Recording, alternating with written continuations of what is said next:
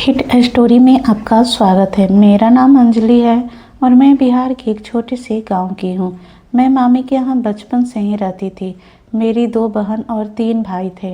मामा की शादी हुई थी तब मैं 15 साल की थी। शादी के 1 साल बाद नानी का देहांत हो गया। मामा मुंबई से आए हुए थे। धीरे धीरे 3 महीने बीत गए।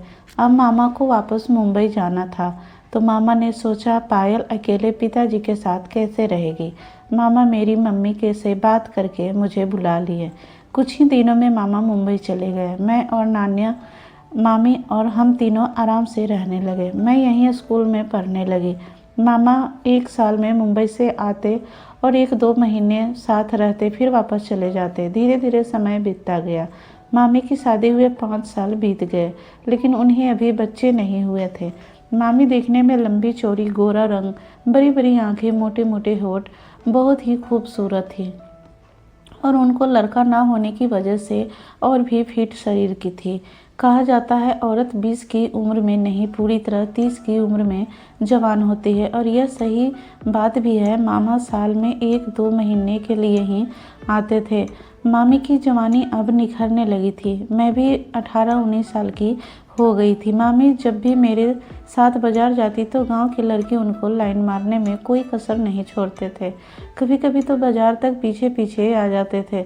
मामा मुंबई से आने वाले थे। हम दोनों बाजार गए उनके खाने पीने वाला सामान लेने। वापस आते समय एक लड़की ने मामी के सामने एक कागज फेंका और इशारा करके मुस्कुराते हुए चला गया।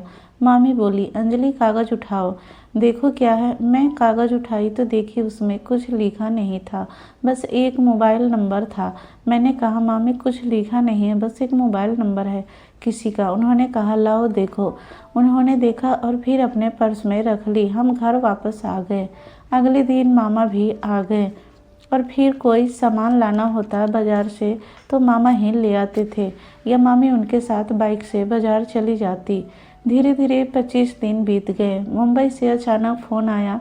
मामा कहने लगे, अब मुझे जाना पड़ेगा, सेठ का फ़ोन आया है, सेठ बुला रहा है, काम ज़्यादा हो गया है इसलिए मुझे जाना बहुत ज़रूरी है। मामी उन्हें बहुत रोकने की कोशिश की मगर मामी नहीं रुकी।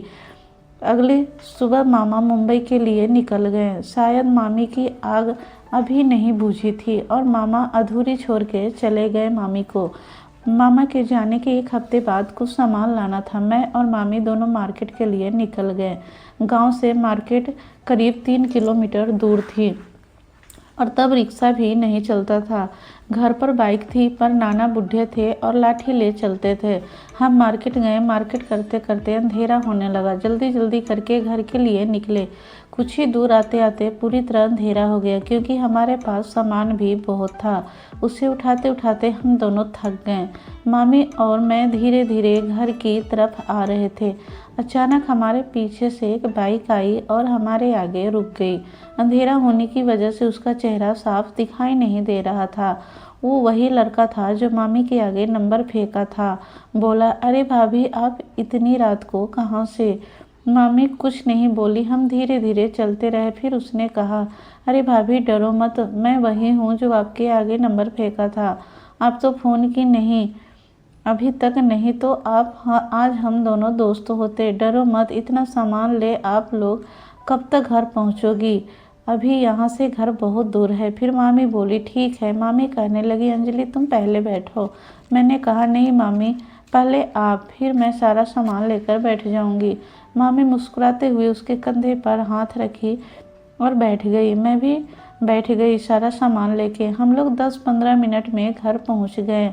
घर तक आते आते मामी पूरी तरह नीचे से गीली हो गई क्योंकि जब भी बाइक थोड़ा खुलती तो मामी के अंग उसके पीठ को रगड़ते। घर के बाहर बाइक आगे रुकी। मामी उतरी और सीधा घर के अंदर भाग गई। मैं सामान उठाने लगी तो लड़का बोला, जिसका नाम समीर था। समीर बोला, अपनी मामी से बोल देना अगर कोई काम हो या मार्केट जाना हो तो मुझे आधी रात को भी फ़ोन कर सकती हैं। मैंने कहा, ठीक है। मैं सारी बात मामी को बताई। मामी एक हल्की सी मुस्कान दी और कहा चलो खाना खाते हैं। मैं नाना के लिए खाना ले गई क्योंकि नाना एक कमरे में सोए पड़े रहते थे। दिन में 1-2 बार ही बाहर निकलते थे। शाम होते ही कमरे में चले जाते थे। हम लोगों ने खाना खाया और सो गए। करीब 5 ही दिन बीते थे। अचानक मामी की तबीयत खराब हुई। उन्हें बहुत तेज बुखार था। मैंने कहा मामी चलो दवा ले लो। उन्होंने कहा अंजलि मैं बिल्कुल भी चल नहीं पाऊंगी। तब मुझे याद आया समीर ने कहा था मामी से पूछी। मामी समीर का नंबर कहाँ है? उन्होंने कहा मेरे पर्स में देखो वहीं होगा। मैं नंबर निकाल के उसे फ़ोन की। समीर आया और हम मामी को हॉस्पिटल ले गए। कुछ ही घंटों में मामी को आराम हो गया। हम घर वापस आ गए। उसी दिन के बाद मामी उसे फ़ोन करने लगी। रात में भी दिन में भी दोनों में दोस्ती बढ़ने लगी। फिर मामी को दवा लेने जाना था। मामी कहने लगी अंजलि तुम घर का काम देख लेना, तब तक मैं समीर के साथ दवा लेकर आ जाऊंगी। मैंने कहा मामी आप उसके साथ अकेले जाएंगी? उन्होंने कहा हाँ क्या हुआ, वह तो हमारा पड़ोसी ही है। तो मैंने कहा मामी वो आपका दीवाना है, कहीं अकेले पाके आपकी ले ना ले। मामी मुस्कुराते हुए बोली नहीं नहीं वो ऐसा नहीं है। मुझे कुछ गड़बड़ लगा। फिर मैं बोली ठीक है आपकी मर्जी। समीर आया और उन्हें अपने साथ ले गया। मामी करीब 3 घंटे बाद घर वापस आई। अरे मामी आज तो बहुत लेट कर दी। उन्होंने जवाब दिया हाँ आज हॉस्पिटल में कुछ ज़्यादा भीड़ थी इसलिए दवा लेने में देर हो गई। मामी ने बुर्का पहन रखी थी। मैंने कहा ठीक है मामी आप कमरे में जाकर तब तक नकाब उतार कर नहा लीजिए, मैं अभी आपके लिए पानी लाती हूँ। उन्होंने कहा ठीक है और वो अपने कमरे में चली गई। मैं जब पानी लेकर उनके कमरे में गई तो उन्हें देखा कि मेरे होश ही उड़ गए। उनके बालों में मिट्टी थी और उनके घुटनों पर मिट्टी लगी थी। कपड़े गंदे, बाल बिखरे। मेरा शक सही था। मैं उन्हें पानी दी और उनके पास बैठ गई। मैंने पूछा मामी क्या हुआ, आपके बाल बिखरे हैं, कपड़े गंदे हैं। मेरी बात सुनकर उनका चेहरा सफ़ेद हो गया। कहने लगी नहीं नहीं कुछ तो नहीं हुआ, समीर बाइक लेकर गिर गए थे। मैंने कहा ओ बाइक से गिर गए थे? उन्होंने कहा हाँ बाइक से गिर गए थे। मैंने कहा तब तो आपको चोट कहीं नहीं लगी? मैं गुस्से में बोली चोट अंदर लगी होगी, खून की जगह पानी निकला होगा। मामी कुछ देर चुप थी। थोड़ी देर बाद मामी कहने लगी अंजलि मैं तुम्हें सब सच बताऊंगी, लेकिन तुम्हें मेरी कसम तुम किसी को कुछ नहीं बताओगी। मैंने कहा ठीक है मैं किसी को नहीं बताऊंगी। मामी बोली ठीक है मैं नहा लेती हूँ और फिर खाना बना लेते हैं, रात में सोते समय मैं सब बताऊंगी। मैंने कहा ठीक है। फिर खाना बनाए, खाना खाकर सोने गए। तब मैंने कहा मामी अब बताओ क्या हुआ था? मामी कहने लगी तुम्हारे मामा 1 साल में 1-2 महीने के लिए आते हैं, लेकिन इस बार तो वो मुझे अधूरा ही छोड़ गए थे, इसीलिए मैंने उन्हें बहुत रोका और कि मेरी एक नहीं सुने। मैं भी क्या करती, मैंने उनसे यहाँ तक भी कहा 6 महीने के लिए नौकरी छोड़ दो, मुझसे अकेले अब नहीं रहा जाता, लेकिन वो हैं कि मेरी एक नहीं सुने, अपने सेठ के गुलाम हैं। उन दिन जब हम बाइक पर पहली बार बैठे थे तो मेरे अंग समीर से टकरा रहे थे। मैंने अपने आप को बहुत रोकने की कोशिश की, फिर भी मैं गीली हो गई, मुझसे रहा नहीं जा रहा था। मैं तुम्हारे मामा से भी बात की, तुम नौकरी छोड़ के घर आ जाओ, मुझसे अब बर्दाश्त नहीं हो रहा है।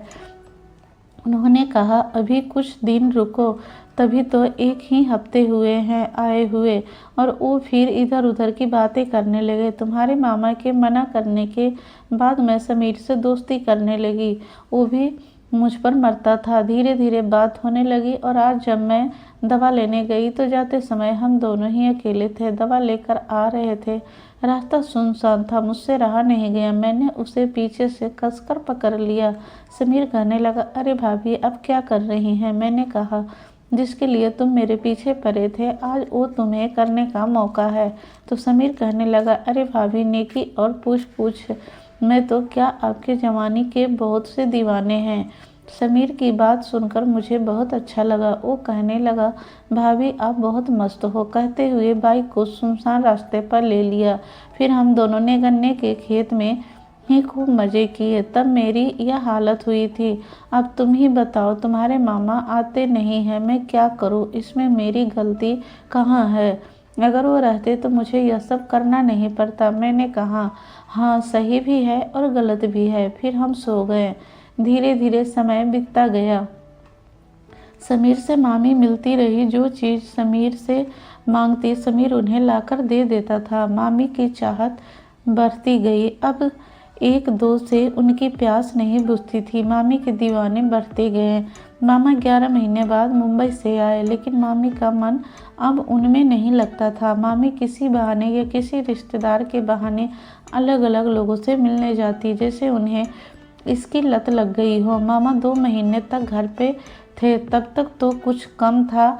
मामा को गए हुए 1 महीने ही हुए थे। मामी की दोस्ती फेसबुक पर एक आदमी से हुई। मामा को वो आदमी होटल में ले जाता और आराम से 2 से 3 घंटा मामी के साथ मज़ा लेता। मामी को पैसे भी देता और बहुत सारे गिफ्ट भी। मामी को मज़ा भी मिलता और पैसे भी। मामी का मन और भी बढ़ता गया, क्योंकि घर पर था कोई नहीं था उनको देखने वाला। नाना बूढ़े हो गए थे, एक कमरे में पड़े रहते थे। मामी को अब पैसा कमाने की आदत लग गई। अब घर में आदमी बुलाने लगी। मोहल्ले की 3-4 लड़कियां भी उनकी बातों में आ गई थी। धीरे धीरे मामी का चर्चा पूरे गांव में होने लगा। मुझे भी बहला फुसला के इस कामों को करने की कहती, लेकिन मैं मना करती रहती।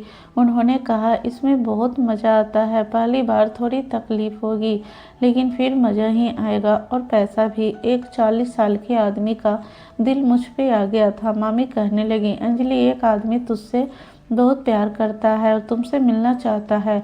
अगर तुम उससे मिलने जाओगी तो तुम उससे बहुत पैसे कमा सकती हो। मैंने मामी को चिल्लाते हुए बोली, जो तुमको करना है करो, मेरे चक्कर में तुम मत पड़ो। मामी कुछ दिन शांत रही। अचानक एक दिन मामी मेरे लिए एक सोने की चैन लाई और कहने लगी, अंजलि, ये तुम्हारे लिए।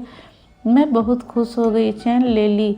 कुछ दिन बाद मेरे लिए एक मोबाइल लेकर आई। मुझे हर चीज़ के लिए पैसे भी देने लगी। मामी जो काम कहती है वह काम कर देती थी। मैं मामी पर बहुत खुश रहने लगी थी।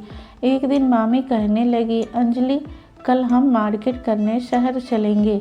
मैं तुम्हारी पसंद के कपड़े और भी चीज़ें दिला दूंगी। मैंने कहा, हाँ ठीक है, मैं सुबह तैयार हो जाऊंगी। मुझे बहुत खुशी हुई कि मामी मुझे अपना समझ रही है और सुबह तैयार होकर हम निकल गए। शहर पहुंच के हम कुछ कपड़े और बाकी चीज़ें भी ली।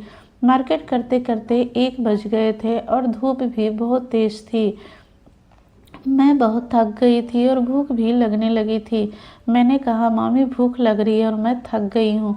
उन्होंने कहा, ठीक है, यहाँ पास में एक होटल है, वहाँ चल के खाना भी खाते हैं और कुछ देर आराम भी कर लेंगे। हम होटल में गए। होटल बहुत ही शानदार था, महल जैसा। मैंने कहा, मामी, हम गलत जगह आ गए हैं। मामी कहने लगी, नहीं, हम सही जगह आए हैं। यह होटल है, यहाँ बहुत अमीर लोग आते हैं। इतना कहकर मामी काउंटर पर गई, रूम की चाबी ली और हम रूम में गए। मामी खाना मंगवाई, फिर हम दोनों खाना खाए। मैंने कहा, मामी अब चले? मामी कहने लगी, नहीं, अभी रुको, रूम 3 घंटे के लिए है, थोड़ा आराम कर लेते हैं, बेड है उस पर लेट जाओ। मैंने कहा, नहीं मामी, मैं सोफे पे ही ठीक हूँ। मैं सोफे पे बैठी बैठी कब सो गई मुझे कुछ पता ही नहीं चला। करीब 40-45 मिनट बाद कुछ आवाज़ें आ रही थी। वो आवाज़ से मेरी आंखें खुली। मेरी जब सामने बेड पर नज़र पड़ी तो मेरी आंखें खुली की खुली रह गई। मैंने देखा मामी बिना कपड़े के बेड पर लेटी हुई है और उनके दोनों पैर हवा में हैं। मामी के ऊपर एक आदमी जोर जोर से कूद रहा है। मामी प्यार से चीख रही थी। मैं सोफे से उठकर खड़ी हो गई। मुझे बहुत शर्म आ रही थी। मामी मुझे आवाज़ दी, अरे अंजलि, क्या हुआ? आओ तुम भी हमारे साथ। मैंने कहा, नहीं मामी, मुझे यह सब नहीं करना है, मुझे बहुत डर लग रहा है। मामी कहने लगी, नहीं, कुछ नहीं होगा, तुम डरो मत, मैं तुम्हारे साथ हूँ। मैं मना करती रही, लेकिन मामी नहीं मानी। ज़बरदस्ती मुझे बेड पे खींच लिया। दोस्तों, यह था कहानी का पहला भाग। दूसरे भाग के लिए कमेंट करें और 1000 लाइक होते ही कहानी का पार्ट 2 आ जाएगा। मैं बहुत जल्द ही दूसरा भाग ले आऊँगी। तो दोस्तों यह थी हमारी आज की कहानी। अगर आपको यह कहानी पसंद आई हो तो इसे लाइक करें और अपने दोस्तों के साथ शेयर करें। आगे भी ऐसे ही रोमांचक कहानी के लिए हमारे चैनल को सब्सक्राइब करना ना भूलें और बेल आइकन को प्रेस कर दें ताकि आपकी कोई भी कहानी मिस ना हो। अब दोस्तों इस कहानी से किसी को ठेस पहुंचाना नहीं है बल्कि समझने की ज़रूरत है।